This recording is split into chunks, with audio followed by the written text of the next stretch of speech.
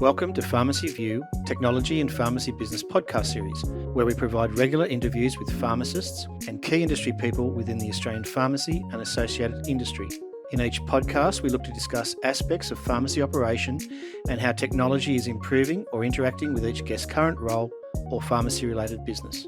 I'm your host, Scott Carpenter, and today's guest is sponsored by Shopfront Solutions, leading the way in digital marketing and communications, providing a cloud-based platform for pharmacies to manage all of their digital messaging and print-based collateral. For more information on the Shopfront Solutions digital platform, simply go to the website at shopfrontsolutions.com.au.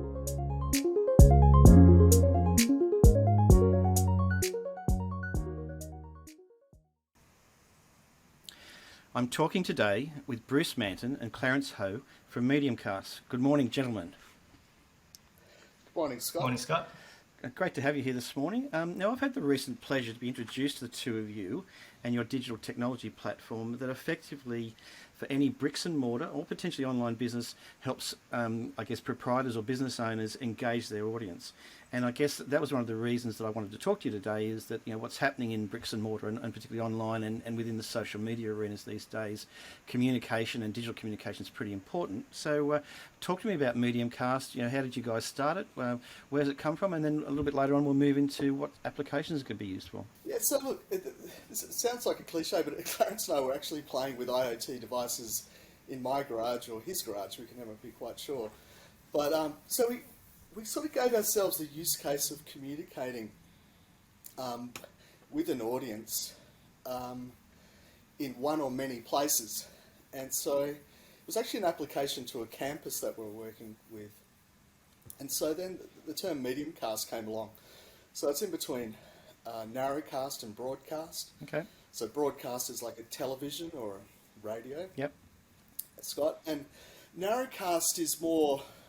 A good example is, you're sitting in Qantas when we used to sit in Qantas, and you're looking at your own playlist, effectively. Yep.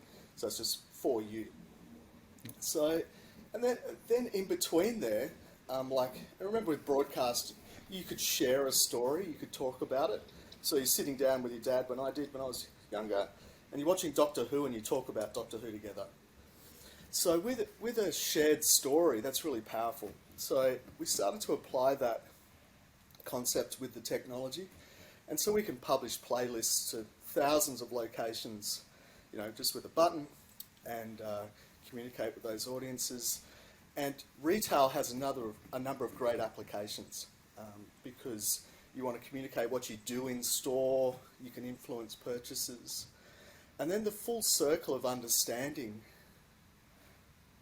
your audience is audience analytics. So we have some pretty great AI technology that we use. Okay. So we can see who's in the store, when they came in, and the kind of demographics. I need to point out on that we never capture the identity, which is audience recognition. We just do audience detection. So just to clarify that then, so if effectively someone was to walk into a pharmacy, the analytics program would capture that movement or that person's movement through the pharmacy. Yeah, so we would have detection devices throughout the location, and we would do things like demographic, of course, time of day, yep, how long they spent in the store, and all those kind of things, which is really interesting for a busy retailer because they're helping those customers, but they probably don't have the analytics to step back and work out who's actually come through and when and what they did, really. Yeah, well, again, if I use the pharmacy example, I mean, there'd be two main types of customers. There'd be your regular repeat customer, comes in every month to get their monthly scripts, and then there'd be your ad hoc customer, hay fever or cold season, although cold season apparently doesn't exist anymore, but effectively someone that might come in ad hoc. So potentially there'd be the recognition of a person coming into the pharmacy, goes straight to the script counter, hands their script over or orders their script to be dispensed, and then sits in the chair and waits, or might wander around the pharmacy. This is the kind of technology that you're talking about, isn't it? Yeah, so you're talking about dwell time, so dwell time in certain parts of the store. And that certainly helps the full loop of what you would want to communicate and display to those people, and we can get smarter as we go along. As we go along. So would that then, if I take probably an operations or even a marketing approach to that, this would capture the most trafficked areas of a pharmacy or a retail store? Absolutely. I mean, I know there's been a lot of science in retail previously as to where to locate certain things, and again, you guarantee that in any mainstream supermarket these days, the milk is in the back corner, the furthest away from the door, because it's one of the most purchased items after bananas, and they want you to walk past everything else to get the milk and to get out with the milk effectively. And that's what we're talking about here, is that same principle can apply within a smaller retail footprint, and your technology, apart from communicating to the customers on their journey, would potentially also capture their traffication through a bricks and mortar location. Yeah, absolutely, and that's the full loop that we kind of want on that interaction. Okay, so I've understood that the Mediumcast sits between the narrow and the broad. So then, communication to customer. What was your thinking in terms of the development of the platform? How does yours work from that perspective? Well, our platform provides, I guess, a login online anywhere, so you can just hit a web URL and go in there and grab the content that you already have, yep. Whether that be on social media, whether that be from your designer, whether that be from a supplier providing you a product promotion or something like that, and then scheduling that in a playlist, so an array of different content items. It could be a video, it could be an image, and then displaying that at a certain point of time, a time and day. Yep. And I think the beauty of having digital signage is that the chemist doesn't need to think about that after that stage. They can just press play and it's scheduled and it's automated. And to add on to what Bruce was talking about with data and analytics and our AI solutions, is that once we get more advanced and we have more data coming into the platform, yes. We can sort of programmatically say, at this time of day, this is the best product to show based on your past foot traffic and type of purchases and that sort of thing in store. So that's really what the the platform does. It allows them to schedule and set playlists which are automated, and that can be deployed to one or many screens. Multiple screens, yeah. And I think that's what the thing was intriguing me there, was that, again, if we go back to the customer traffication into a location, walk in the front door, and this would apply to the three of us as well, walk into the front door, head left or head right or head straight ahead.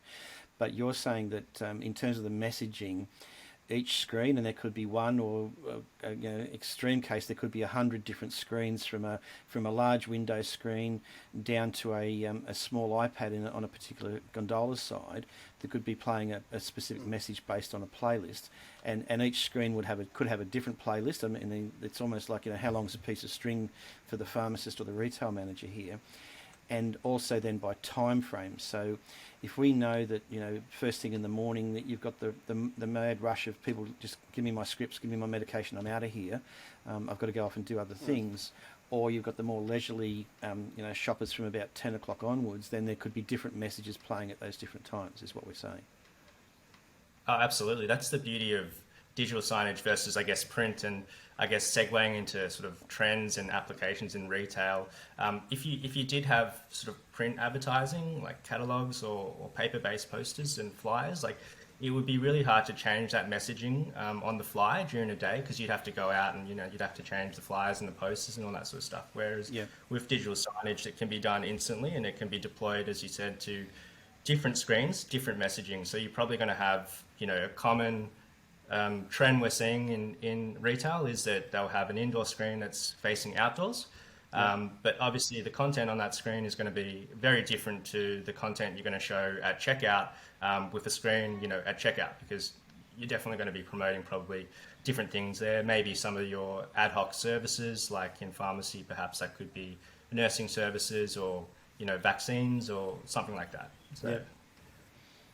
Okay. And then the technology on this is all cloud-based, I would imagine as well.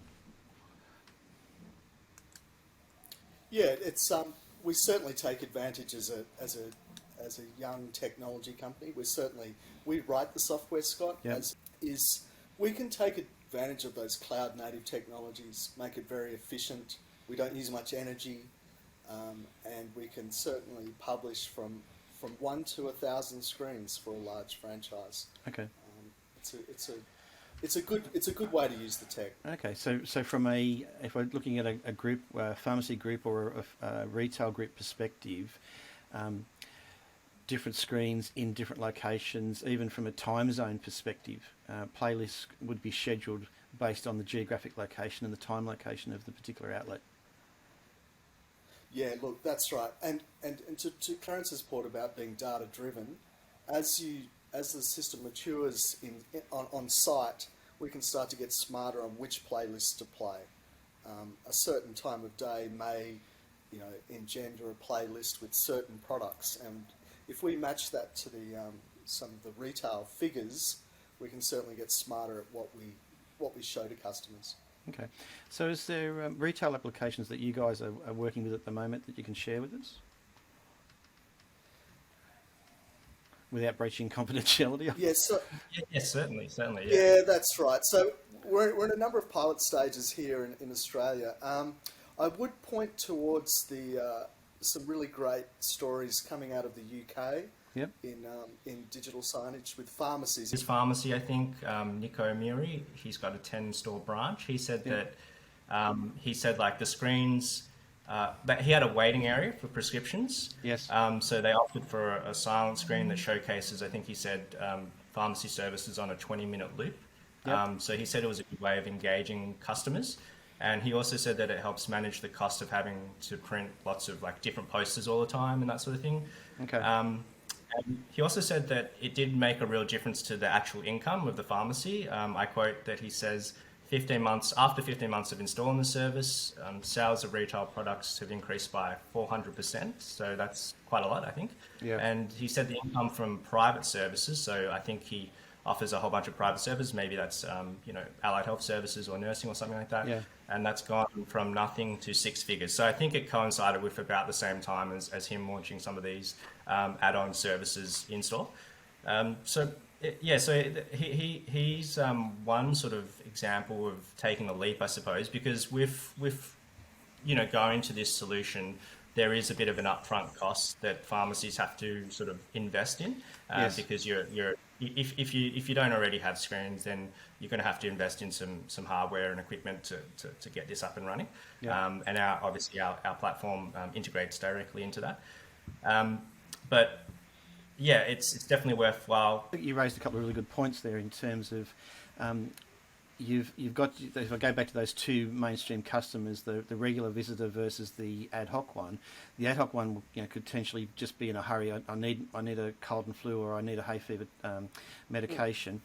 Get me in and get me out because I've got other things to do. Whereas your regular shopper, not that they're more leisurely, but they're in a pattern or they're in a routine. So again, the idea of the digital communication, if we take it from a static paper-based to an action motion activity, I'm sitting in the waiting area and I'm seeing communication in front of me from a digital perspective on things that the pharmacy does that I may not be aware of.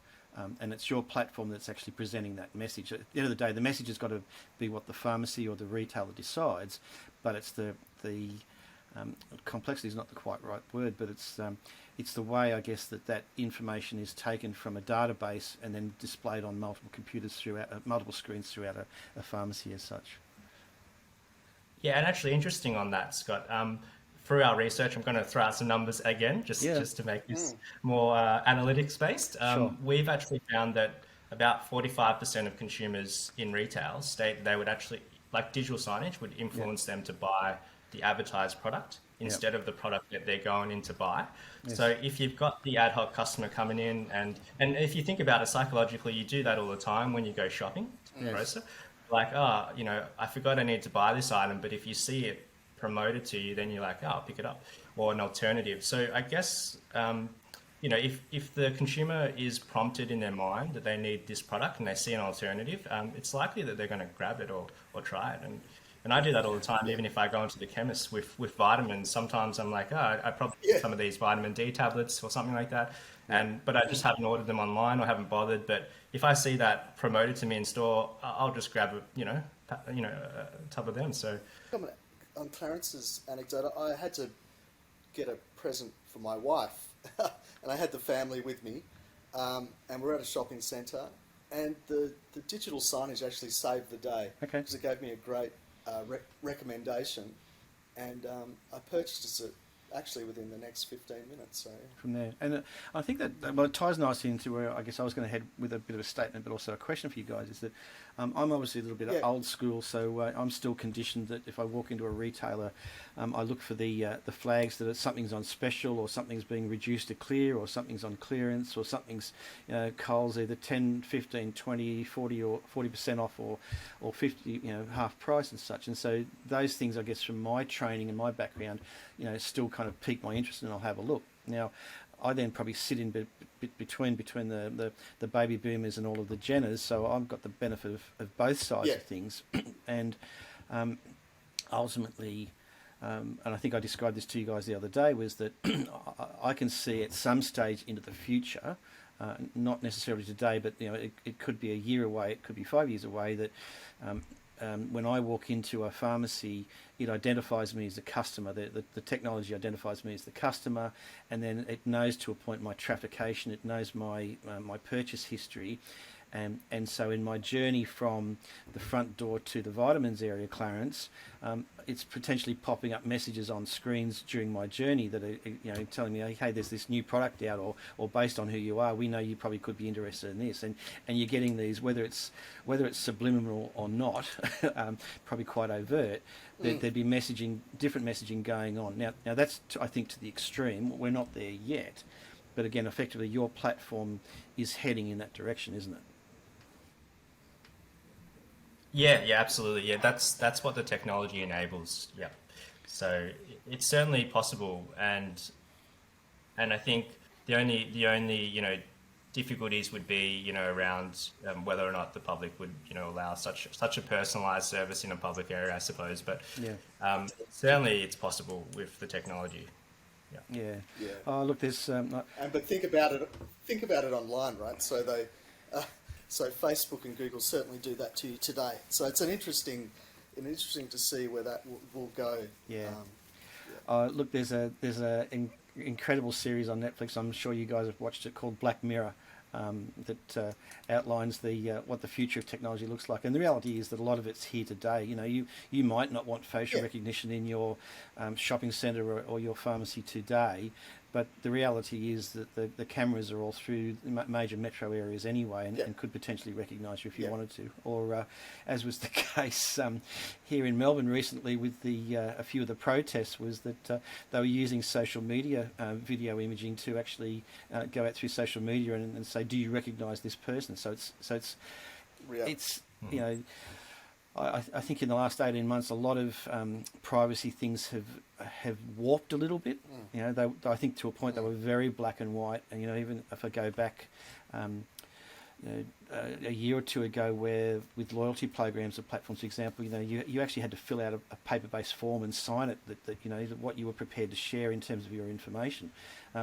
These days we go online, we go to an app, and it's basically taking our information anyway. So I think there's quite a few blurred lines from that perspective as to what the future would look like. But as I said, right here today, if there was someone listening to us today that was interested either from a pharmacy perspective, a retail perspective, or a group perspective, your platform, as you said right from the word go, sits between the broadcast and the narrowcast, and allows a business owner with one site or multiple sites to control digital messaging in their business, is what this is about, isn't it? For the reciprocal side of that is that obviously, the screen, what's displayed on the screen is the end result.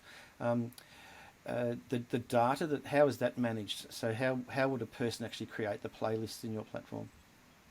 Scott, at its heart, and we've heard actually your feedback from Shopfront, which has been great on this. At the heart, our identity model, our security model, our authorization model, it means that we can have roles within an organisation, and we can also grant roles to external parties, which could be suppliers. Yep. So it means that for the shop owner or the particular owner at the local level, they can publish. Yep. It also means suppliers can publish if they want them to. Yeah. And it also means for us, because we're really looking to provide a full service, we provide hardware, we also have a design as a service concept, Yep. and it means that we can engage with, tried and tested graphic designers Yep. who can work on templates and create those playlists for busy shop owners. Yeah, and again, we've had this discussion before. There's certainly two types of pharmacy owners that I work with, and we've got a pharmacy here in Melbourne where the owner has actually got a bit of a marketing bent and happily creates their own content, their own playlists, very muchly personalises it to their pharmacy, their messaging and their customers. On the reciprocal side of things, that you've got pharmacists or retail managers that potentially don't know this arena and would need help to actually create the graphics, create the templates, create the playlists. Now, having said that, and I may be kind of simplifying this a little bit too much, if a pharmacy currently runs social media platforms, whether it's Facebook, Instagram, Twitter, etc., they're already creating some kind of a messaging template for that anyway. So this is just an enhancement of that, isn't it? So if you're running social media, you could effectively run playlists in your pharmacy on digital screens, is what I'm saying. Yeah, and we would recommend that. We would recommend that because it means that you're getting a continuity between your marketing platforms, and it gives you the local flavour. People like to know about their local pharmacist and what they're doing. So yeah, we can certainly integrate with those social platforms as well. No problems. Gentlemen, we're coming to the end of our time, but before we kind of wrap up, was there any other points on your list about Mediumcast that we haven't covered at this point in time that you wanted to talk about? One thing I just wanted to just jump in quickly just to point out, Scott, just on the audience detection. Yes. So I just want to point out to the audience, it's a very different thing to recognise a face and then change a playlist as opposed to recognising a face and storing their identity, their name. That's a very different thing. So to your point around the security cameras in the store, they do that now. Yep. But what they don't do is store private information about that face. Yep. So I just need to just to be clear what it is and what it isn't. Yes. I thought that was worth to add. Yeah. Yeah, no, that's fine. That's cool.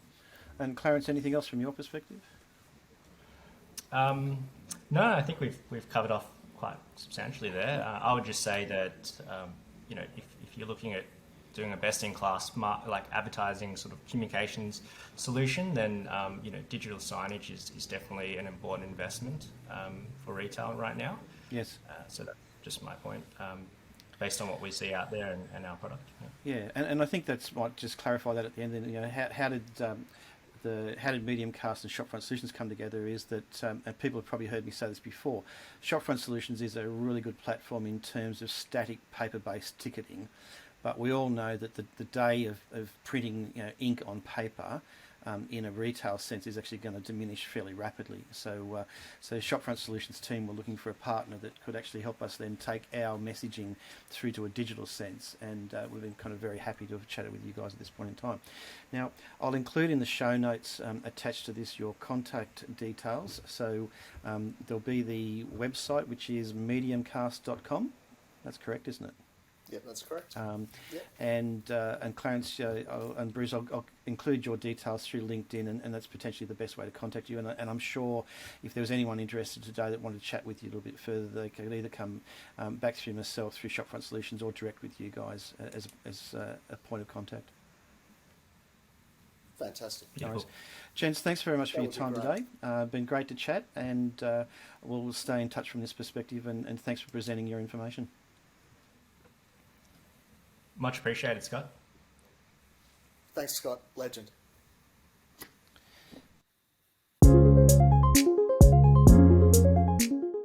Thank you for listening today. Pharmacy View is a technology-focused podcast provided by Melbourne-based business Arian Technologies and Shopfront Solutions. Over the podcast series, our guests include pharmacists, retail managers, wholesalers, suppliers, and industry technology partners.